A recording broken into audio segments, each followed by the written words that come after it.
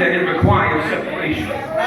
You say, where they come from? Look at verse 2. He said, after 6 days, he makes this proclamation in verse 1. He lets 6 days peel off the calendar, and in verse 2, he gets 3 guys.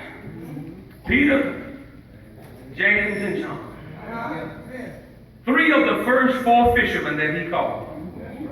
James and John, sons of thunder. Peter, big mouth. Had a knack for doing what I can do and what a lot of you do. The gift of open mouth, insert foot. He would say stuff before he really got his brain going. He would throw his mouth in drive while his mind was in pause. But the Lord knew Peter was going to be vital to what was going to happen later on. And so he didn't throw Peter away. I need you to hear me. There are some people, they're not all they need to be right now. But please don't get rid of them, because somewhere down the line, God has something tied up in them that he's trying to develop out of them, and that's not the deal.